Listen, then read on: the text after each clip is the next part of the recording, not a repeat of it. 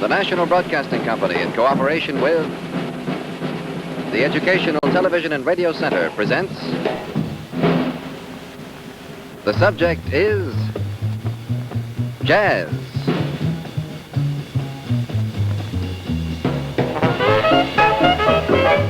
With Gilbert Seldes. This program, Early Jazz.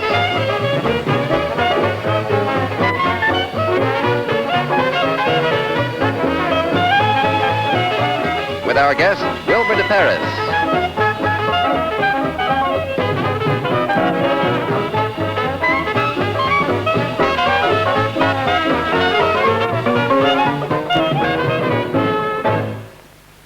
And now our host, critic, and chronicler of the lively arts, Gilbert Seldes.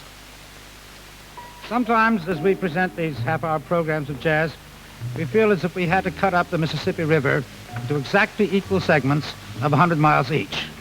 The Mississippi comes naturally to mind on this particular program because our topic is early jazz. And that usually means New Orleans, where the great river debouches into the Delta, and the Gulf of Mexico. It is a great river. It's great because 100 tributaries flow into it, and jazz is a great river because 100 streams flow into jazz. You can make a diagram of jazz. You can listen to the sounds, at least of some of the different waters that flow into the main stream. From Middle Europe, from Great Britain, and the drums from Africa.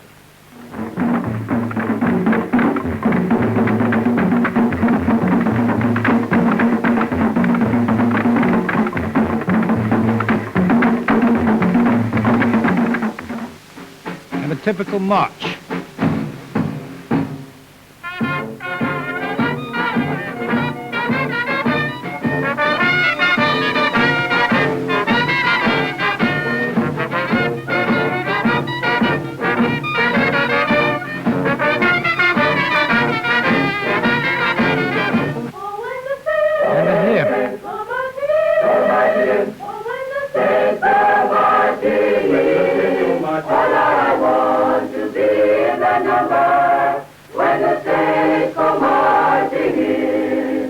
British folk song. As I was going to Derby, sir, 'twas on a summer's day, I met the finest top, sir, that ever was fed on A. And indeed, sir, 'tis true, sir, I never was given to lie. And if you've been to Derby, sir, you'd have seen him as well as I.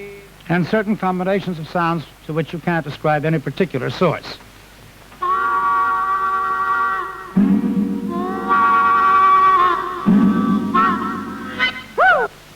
There you have some, not all, of the elements that found their way into jazz. Some of these never left it, and all were transformed. There have certainly been 100 explanations of why jazz happened to hit one of its high peaks of intensity in New Orleans. We skip the explanations, we observe the fact, but we do take a specific instance.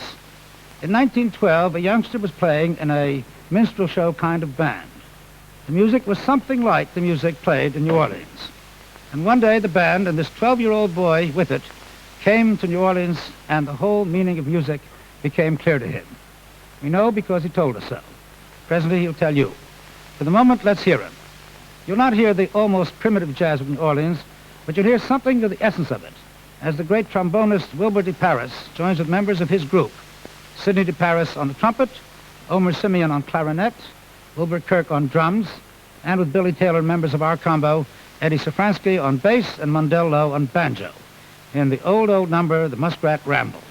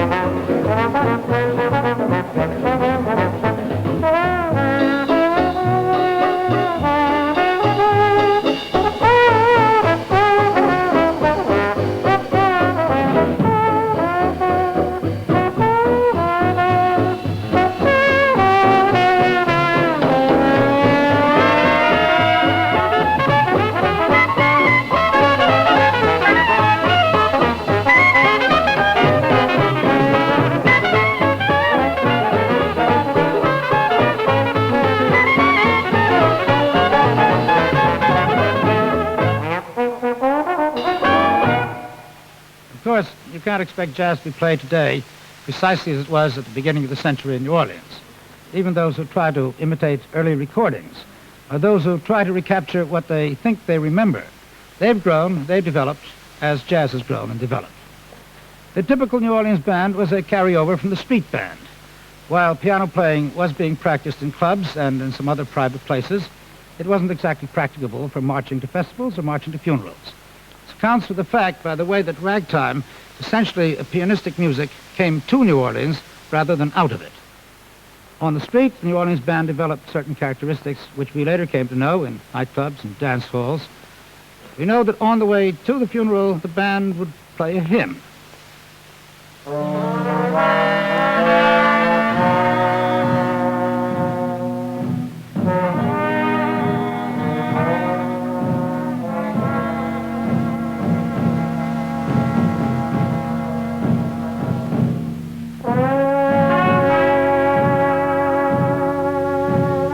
And then, at a certain distance, on the way back from the cemetery, the music changed.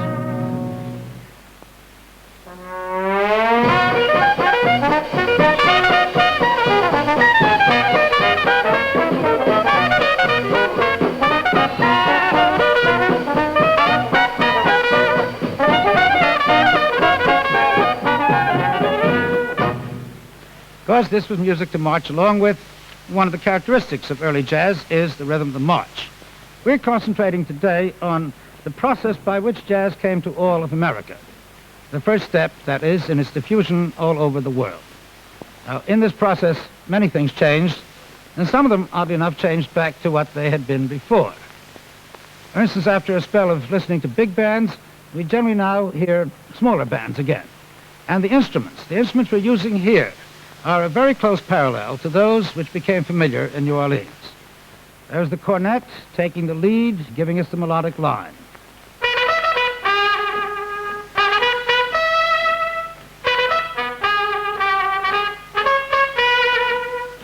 Then the clarinet, lighter, making graceful ornaments around the given theme.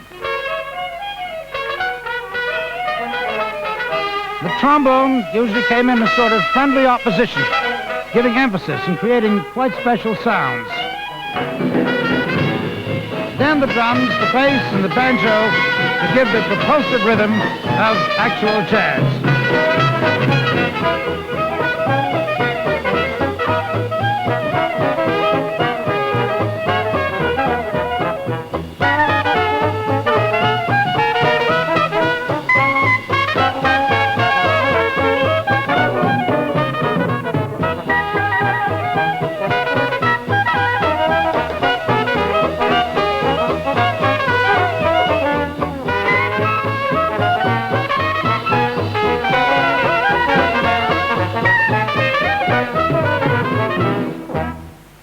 Now, the usual thing to say is that around 1917, New Orleans jazz moved up the river to Chicago. Actually, the movement was fan-shaped. Some of the very greatest soloists of New Orleans jazz went to California. Some went to Coney Island. Many did indeed go to Chicago. And there, in the wild days of pre-war prohibition, jazz was not only closer to the center of America geographically, but it was flourishing in a city with a pretty headlong rhythm of its own. It was enormously publicized and promoted. Thus, the beginning jazz in Chicago was New Orleans jazz played by New Orleans men. The patterns that were set in New Orleans began to be formalized. And some of the elements of New Orleans jazz were enormously emphasized. They came much more prominent than they'd been. Among the latter is the soloist. Now, as Wilbur deParis saw all of this, I'm going to ask him, why and how did it happen? Well, the instrumentation of the early traditional bands in New Orleans was such that you had one or two, or perhaps three soloists in the band, as against most bands nowadays, the whole group are soloists. So in the larger groups, or rather when the musicians reached stellar status, they had groups of their own. And you have the first and second trumpet, or it might have been the first and second clarinet, and in some instances it would be the trombone. But only Ye- one was sufficient caliber to play a solo by himself. One or two out of the bands. The rest of the members of the bands played the ensembles, and this entailed quite a few ensembles because it gave the soloist a chance to rest, Well, to get his wind. you go be a soloist, Wilbur. You won't have much of a rest. And we will go on. While Wilbur's rejoining the band, I could point out, I could really recapitulate in my own simplified terms the nature of the music in the New Orleans style. The groups are the same, but you have melody, harmony, rhythm. In melody, the bass was short takes, 2-bar phrases. In swing, later on, you got 4-bar phrases.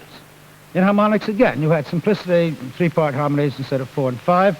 In rhythm, actually, New Orleans was more complex than ragtime, but it still had the 1-2, 1-2 beat, and later on we became familiar with the 4-4. What we're going to hear is Frankie and Johnny played in a reflection of the New Orleans style.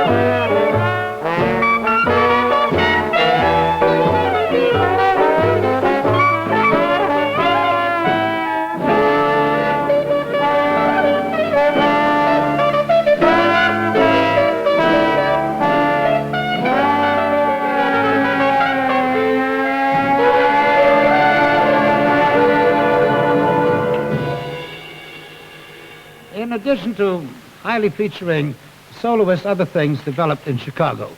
One was the arrival of an instrument, the saxophone, actually been invented in 1846, for some reason considered totally illegitimate by classic orchestras, but the jazz band took it in.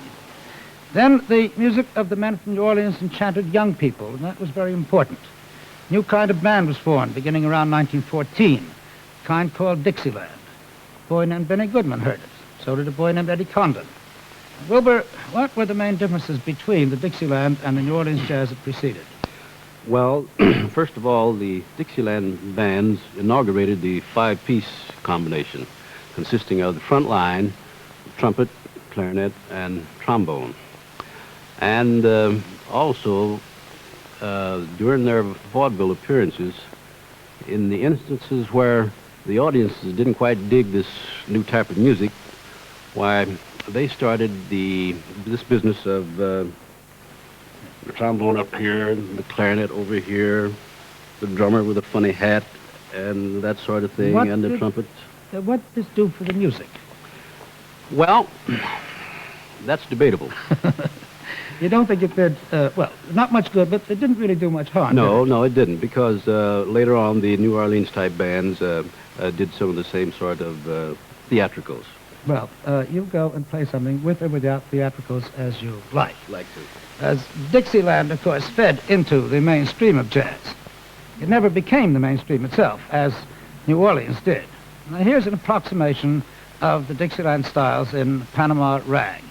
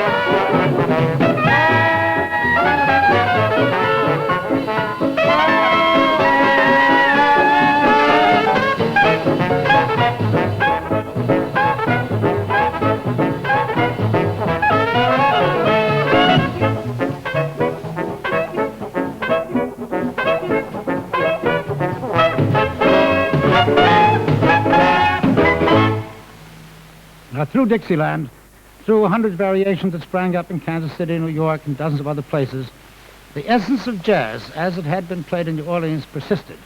And that New Orleans jazz is heard all over the world. Last year, Our own State Department sent some musicians to various parts of the world, and our guest today was one. He played all over the world, wherever he was sent, what he calls new New Orleans jazz. I think we can learn something by asking Wilbur deParis what makes his New Orleans jazz new and how does it differ from old New Orleans jazz? Well, first of all, we're not revivalists. No, you don't sound like revivalists. And secondly, we employ instruments that are not ordinarily associated with this idiom in jazz, or perhaps in any of the other idioms either, such as the harmonica. Uh-huh. And I also use the electronic piano. And then, of course, we write numbers that are more of the picture today. You know, you the feature jazz. the soloist. However, you feature the soloist rather heavily yes. still, don't you? Oh, yes, yes, yes. And what yes. about the thing we always come back to, is the beat there? Well, we maintain the New Orleans beat, a good, heavy, and solid rhythm section. I'll let you go and do it. Fine. Here, with the soloist featured and the strong beat, is a new number, A March of the Charcoal Greys, written by Wilbur deParis. He's got the soloist, I said, the beat, but it also features an instrument we haven't had much of on this program, Wilbur Kirk on the harmonica.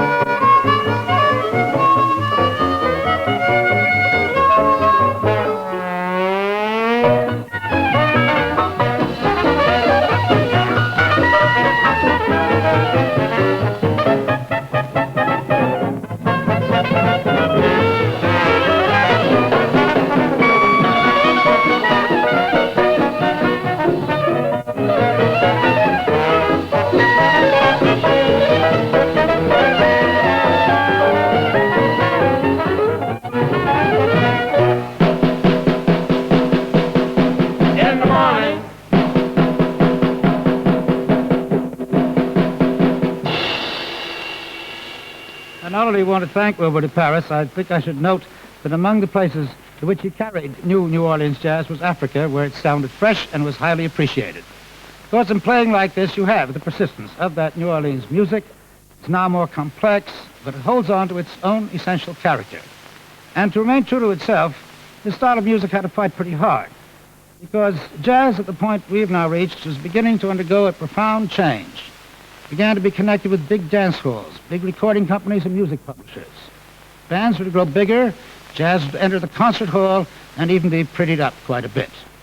For all this, a new central figure was to come on the scene. The arranger, who put the polyrhythms of the earlier bands, the ones that they were playing, were put on paper. This will be the topic of our next program in The Subject is Jazz.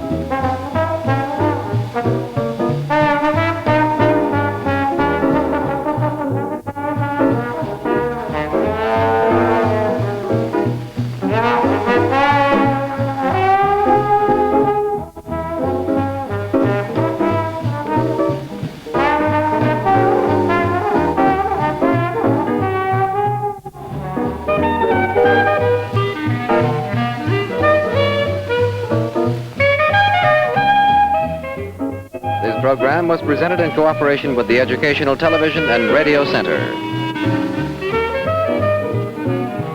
This has been an NBC television production.